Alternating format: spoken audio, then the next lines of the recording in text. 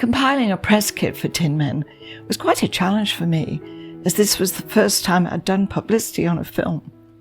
I needed to include bios of all the actors and anecdotes wherever possible about the making of the film for use by the press.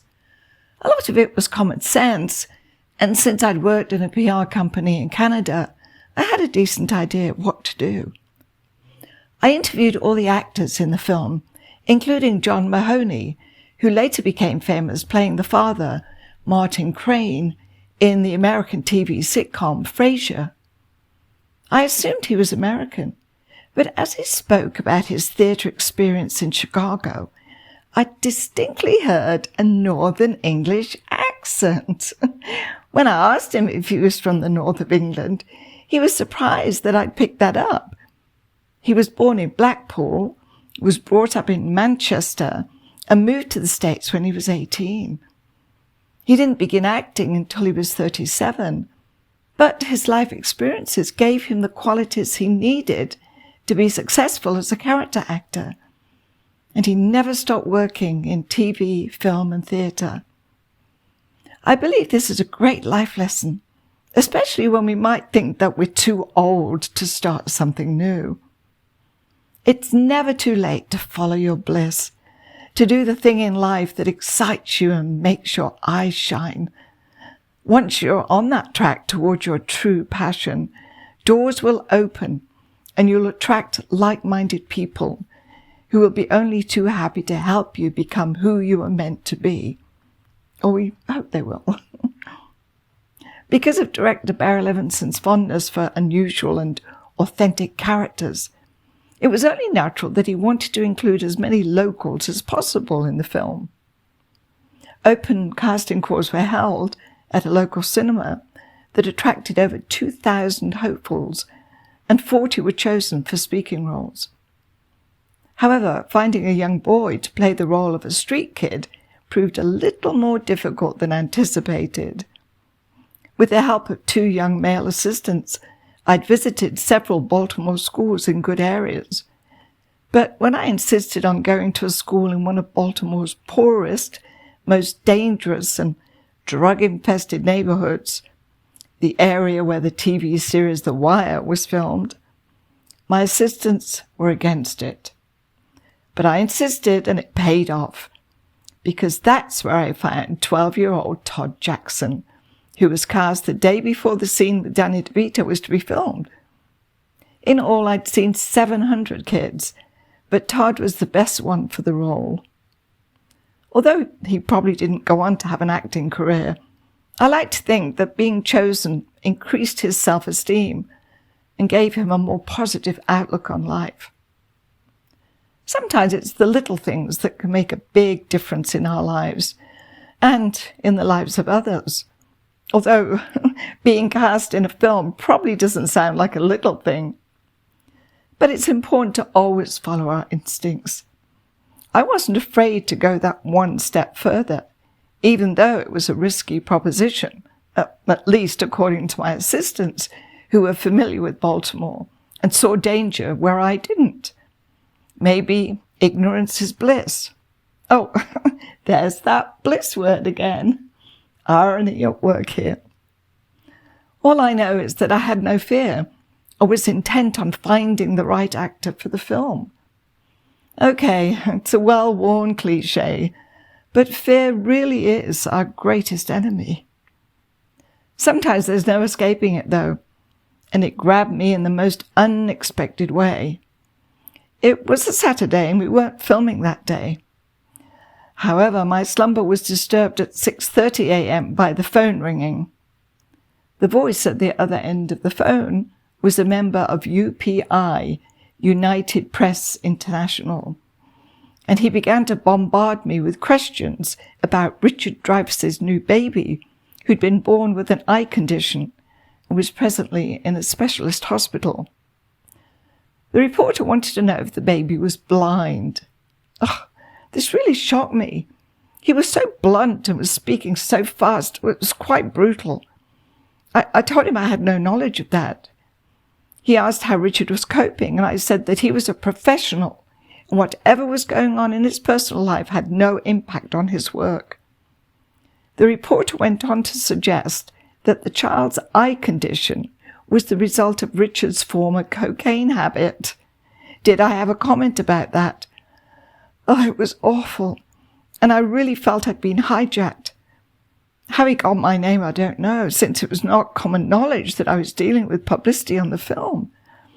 But as we know, reporters find ways of digging up dirt. I then told him I had nothing else to say, and I hung up the phone. On this particular day, I was taking the train to New York to participate in a 1,000,000 Minutes of Peace appeal for the UN International Year of Peace. I was a member of the Brahma Kumaris, the largest spiritual organization in the world led by women, who supported the cultivation of a deep collective consciousness of peace and the dignity of each soul. They'd launched this event to emphasize that peace begins inside each of us. The project actually collected contributions of over 1 billion minutes of peace in the form of prayers, meditation, and positive thought. So here I was, on my way to a weekend of peace and love, with my insides in turmoil. Why did I speak to the reporter?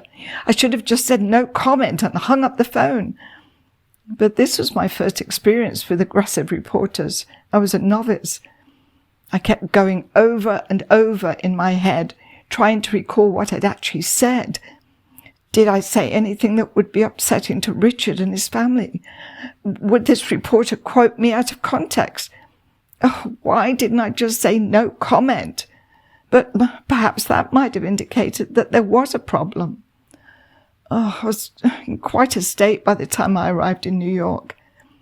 But spending 2 days in meditation with the calm and uplifting Brahma Kumari sisters helped to soothe my anxiety.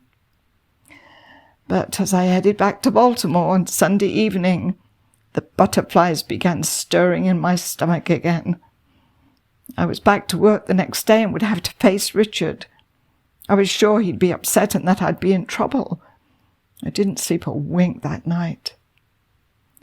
Richard was the first person I saw as I tentatively walked onto the film set. He crooked his finger, beckoning me to go to him. I cringed. Oh no, this was it. This could be the end of my film career. But it wasn't like that at all. Richard put his arm around me. Those bastards got you, didn't they? I told him how sorry I was that I even engaged with the reporter, and he told me that he was sorry that I'd been subjected to such harassment. He was so kind and understanding, and really put my mind at rest. He said that he was going to make a statement to Marilyn Beck, a columnist at the New York Times, and a good friend of his, who wouldn't distort and manipulate his words. So what could have been a sensational story became a human and compassionate story of a parent's concern for their child.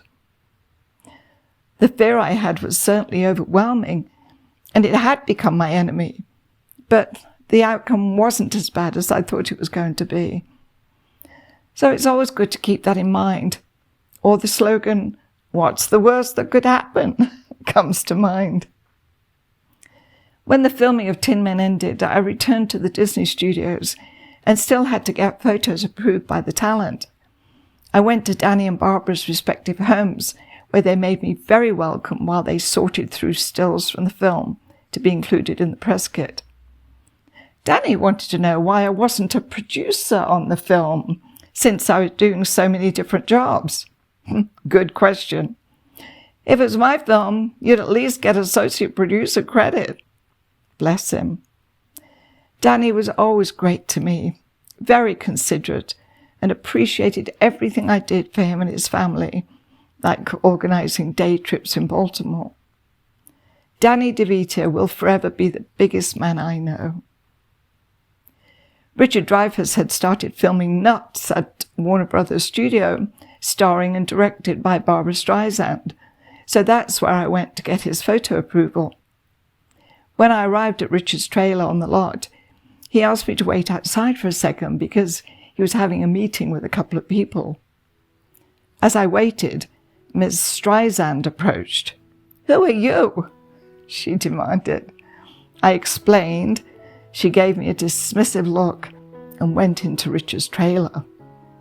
So that was my brush with the Great One. Next time, an illegal alien in Bangkok. Thanks for listening.